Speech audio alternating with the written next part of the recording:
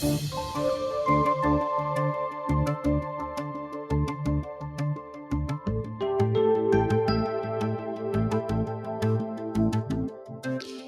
Zille is the Federal Chairperson of the Democratic Alliance. She is recovering, no doubt, after some pretty hectic weeks that have ended up in an agreement that has been applauded all over the world, including The Economist, which said South Africa can still teach the rest of the world about democracy. We'll find out from Helen what happens next after the formation of the Government of National Unity.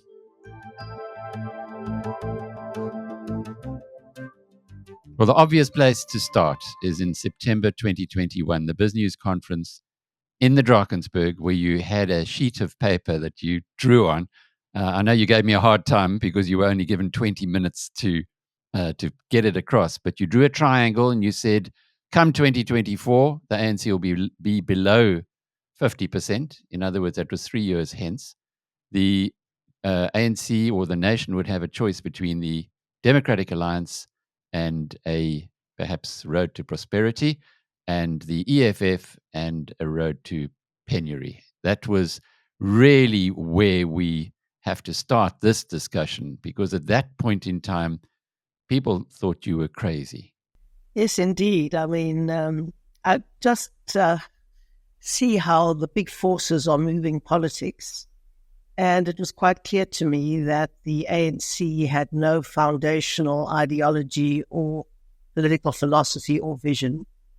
And the only thing that can happen to a party when that is the case is that they fall apart.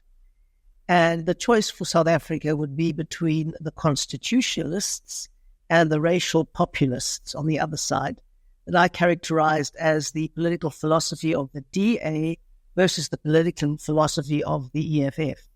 Now, at that stage, of course, MK was not on the scene yet.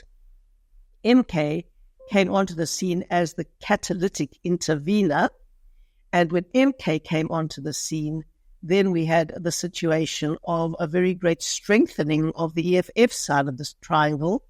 And the battle was on to see where the rump of the ANC would go. And fortunately, they came to us. If you go back those 3 years, clearly you had a vision. What did you do to prepare for just 14 days that you had to do the negotiations with the ANC, which eventually led to the Government of National Unity? How did you prepare yourself? And indeed, did you bring others to the party at that point, like the IFP? Well, yes, indeed. We'd been working with the IFP for a very long time in KwaZulu-Natal. And you will know well that John put together what he called the Moonshot Pact, that is the multi-party charter, it was called. Now we're talking about coalitions, then we were talking about charters. And John put that together. So we did a lot to prepare to try and get our side of the seesaw with a heavier weight on it. That's what we needed to get. And we did an enormous amount of preparation to do that. And so when the time came, the ANC obviously had a choice. They asked everybody to come in and speak to them. We ended up being the last man standing, if you can excuse me using that phrase. We were the last man standing, and we had strategically planned it that way. And then we could sign this deal before, and literally minutes before, the election for the Speaker began. Minutes before. So it went right down to the line. Closer than you can ever imagine. I mean, when Judge Zondo called for nominations for the Speaker, we still did not have a signed agreement between the ANC and the DA, and we still could not have been in a position to vote for Toko Didiza as the Speaker. And thank goodness, Floyd Shivambu stepped up to save the day. He called for that caucus break. The Chief Justice who was presiding was first very determined not to grant the caucus break. I was terrified that the DA might oppose Shivambu's request, so I was messaging them from the floor of the Cape Town International Convention Centre saying, support Shivambu, support Shivambu. And the Chief Justice, the CJ, was resolute. He was moving on. And eventually, Floyd Shivambu was equally resolute, which for once in our lives was a good thing. and the Chief Justice allowed what he called a comfort break for lunch. And in that period, we could get the document signed. Incredible.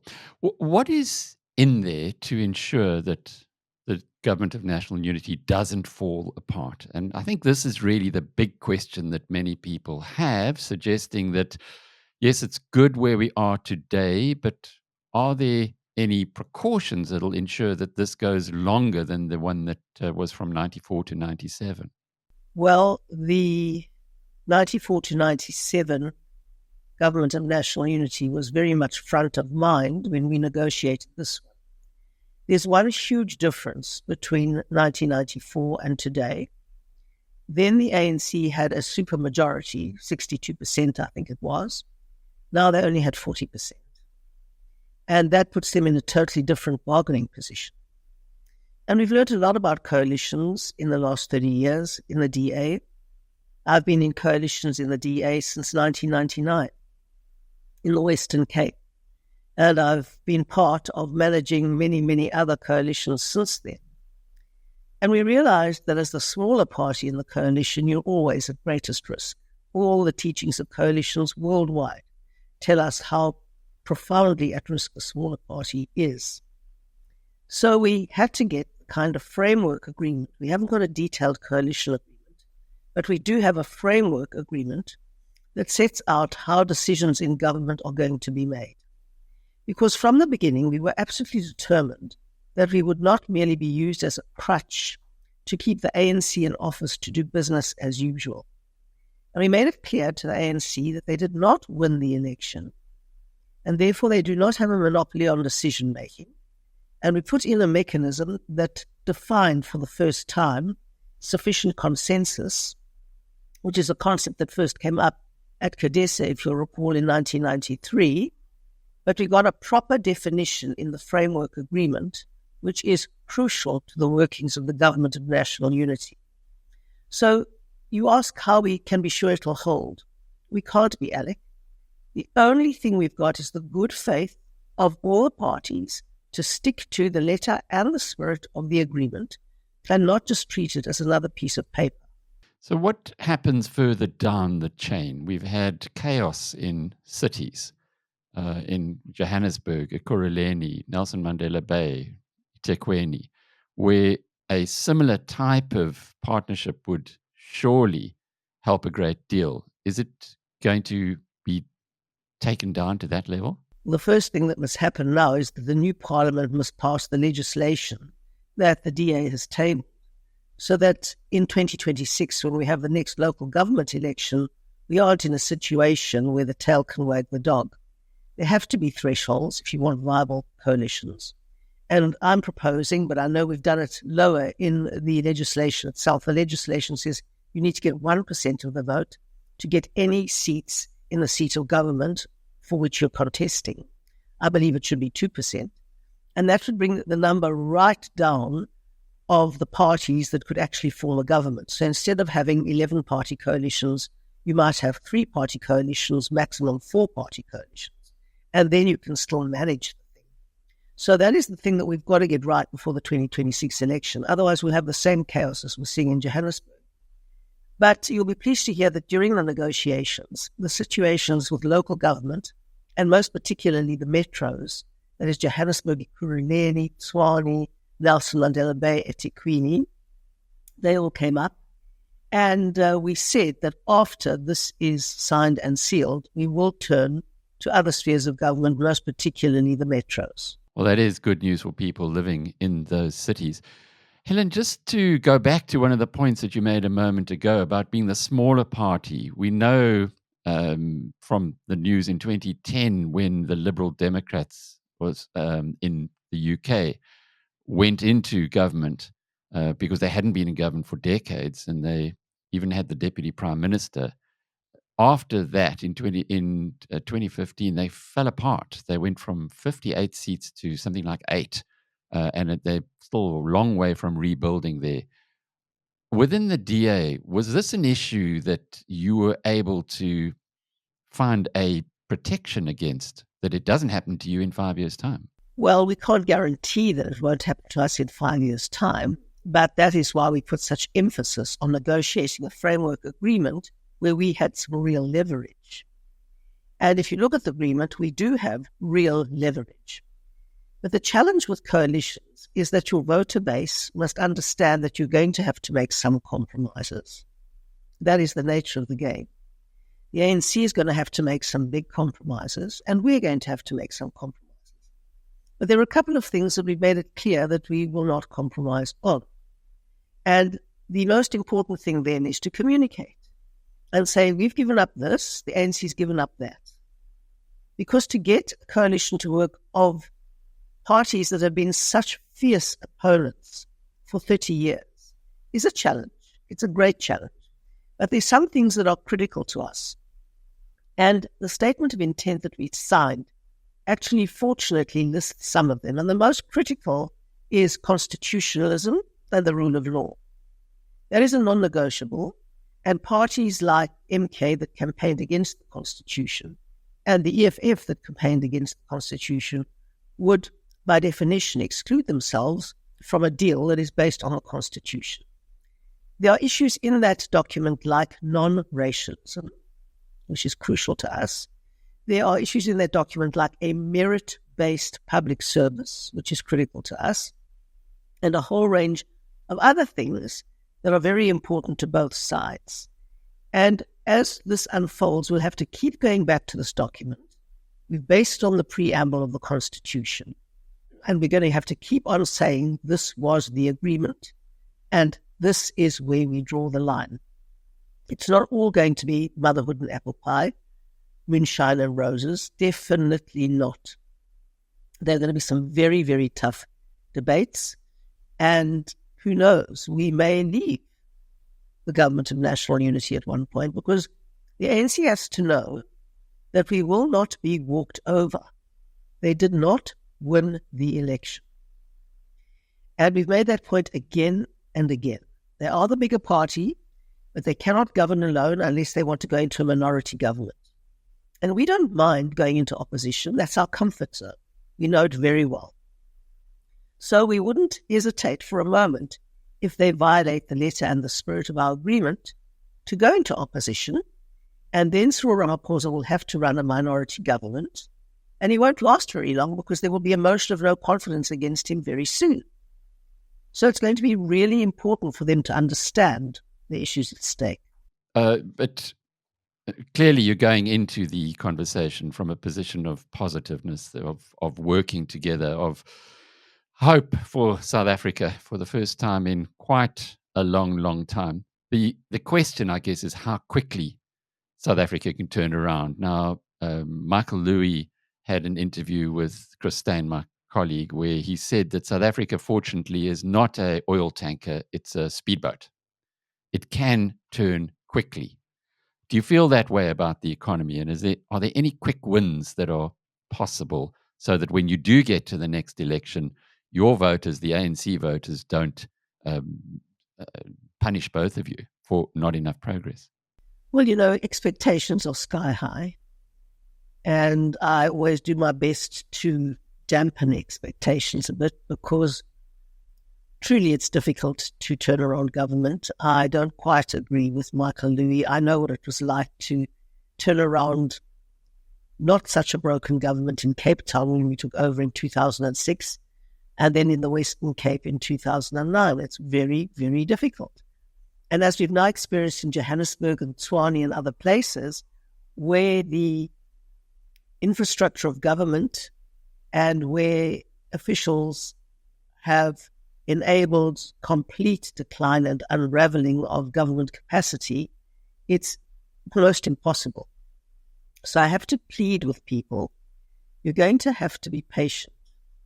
Cape Town looks what it looks like because we've nearly been in office there for 20 years. And we've been working on this project for almost 20 years. Western Cape, 15 years. And that is what it takes.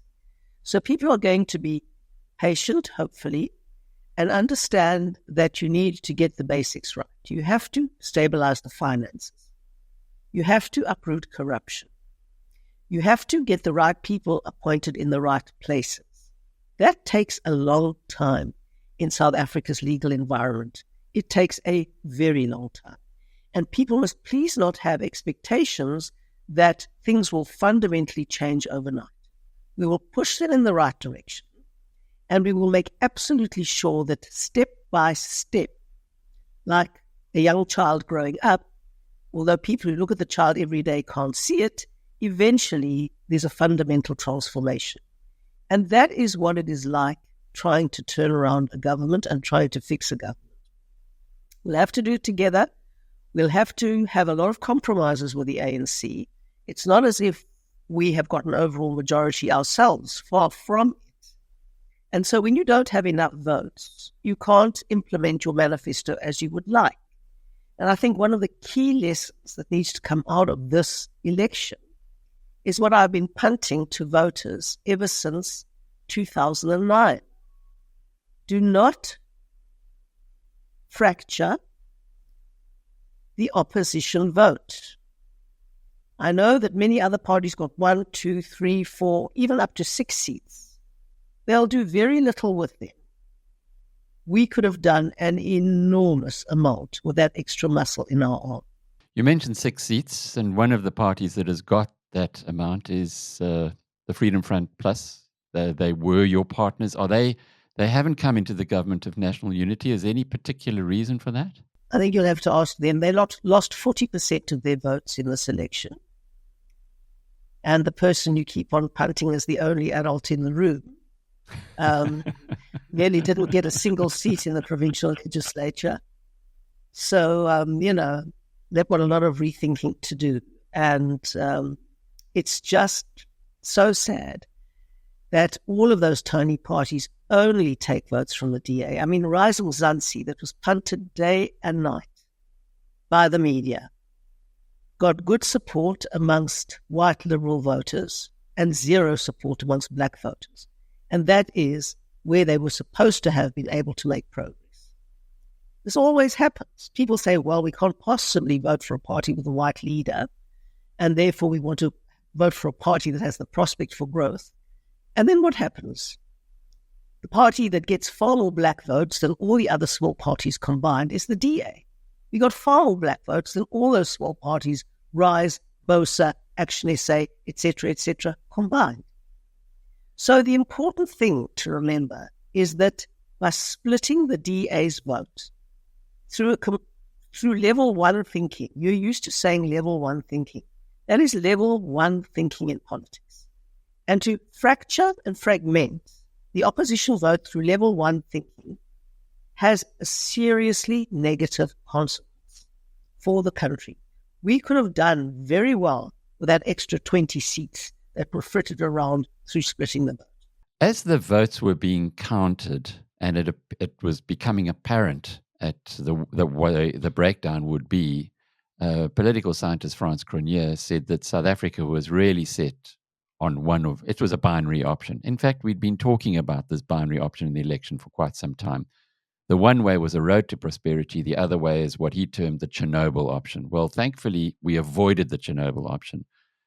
That road to prosperity, though, the performance of the exchange rate of the country suggests that the international community is terribly excited about this. We've gone from around 19 to the US dollar to below 18 to the US dollar already, and that's only in a couple of days. How long, can you give us any kind of a time frame that it might take before there's concrete evidence, given the experience you had in the Western Cape and Cape Town? Well, the great thing about local government is that you can make progress relatively fast. And the reason for that is that you've got levers on things that people see and that make a difference. You can fix the streetlights. You can fill the potholes. You can make sure the traffic lights work. You can make sure refuse is collected. You can paint the road signs. All of those things make people sit up and say, my goodness, there really is a change happening here.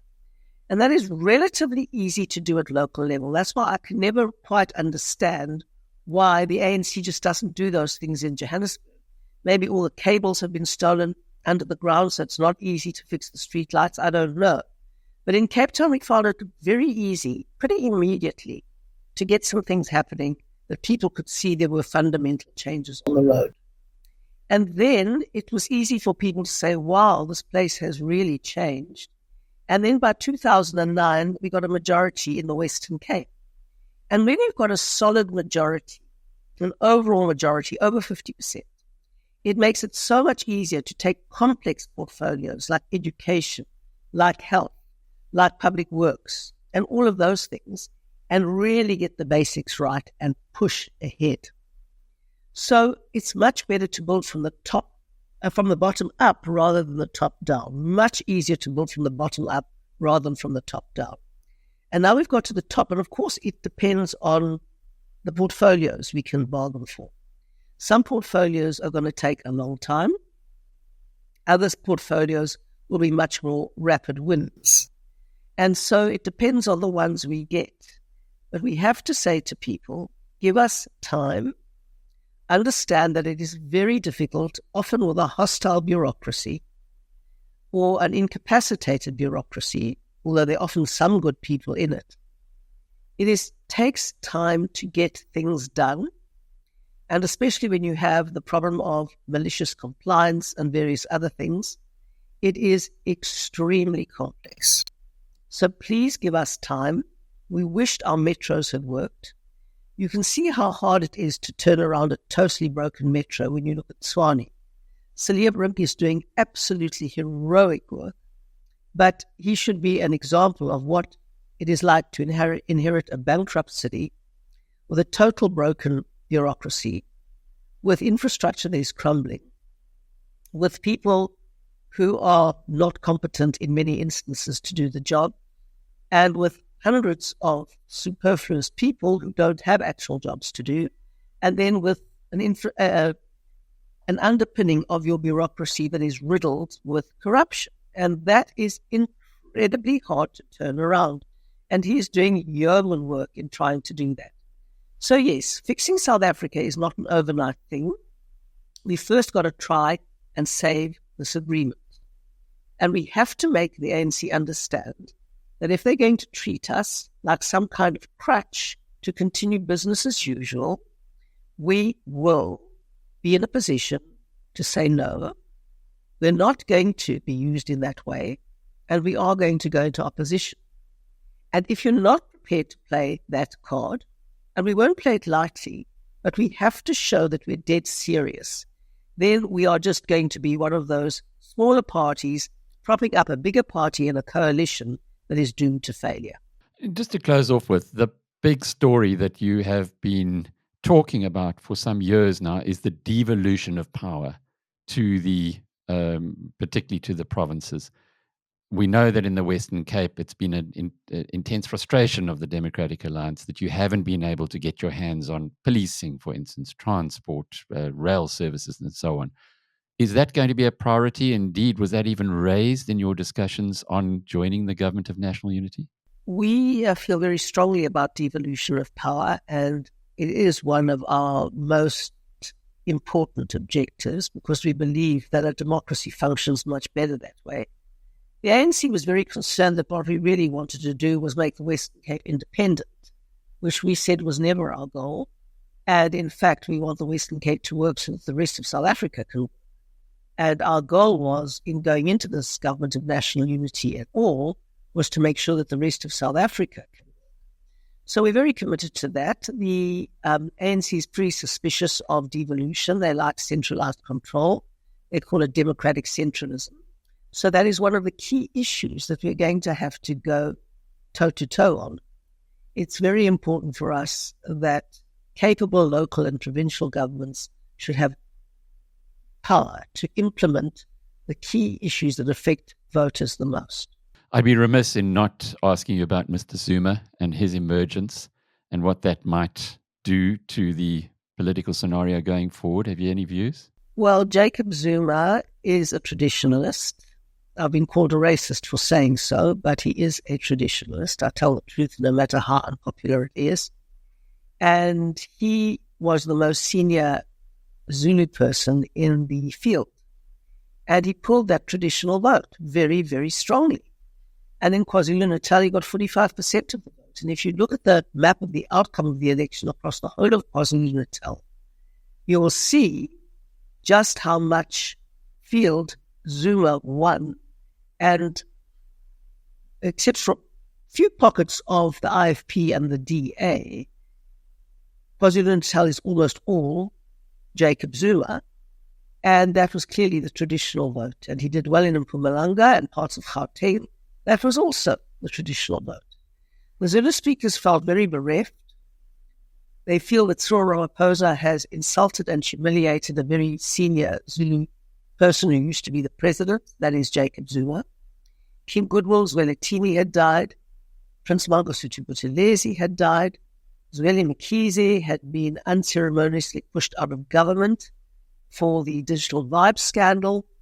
And the full panoply of Zulu voters felt they can't treat us this way because of the identity solidarity amongst Zulu speakers in South Africa. And that is still a very huge factor across all groups. And that, I think, explains a lot of why, despite the fact that he brought South Africa to the brink of destruction, there is still such support for Jacob Zuma. But going forward? Well, we'll have to see. Jacob Zuma is an elderly man now, although it doesn't seem to stop him finding nice young women and having babies with them. But nevertheless, he is getting on. And the question is, if he passes or if he retires, would Duduzile or Duduzane have enough cachet to step up to the plate? Because there, I'm sure there won't be internal democratic elections. I think it'll be the dynasty story. And Duduzile is very powerful. She's very articulate. She's intelligent and also very beautiful, which doesn't harm anyone in politics. And then you have Duduzane, his very suave and well-spoken son. And so the two of them might form a formidable duo, who knows? But there's already huge division, as you know, from Jabulani Khumalo, who was pushed out there just before the election. But that didn't cause a ripple in MK support for the very simple reason that this was an ethnic solidarity vote to a large extent. People don't like it when I say it. They attack me when I say it, but people don't really produce any alternative evidence. Helen Zille, Federal Chairperson of the DA. I'm Alec Hogg from BizNews.com.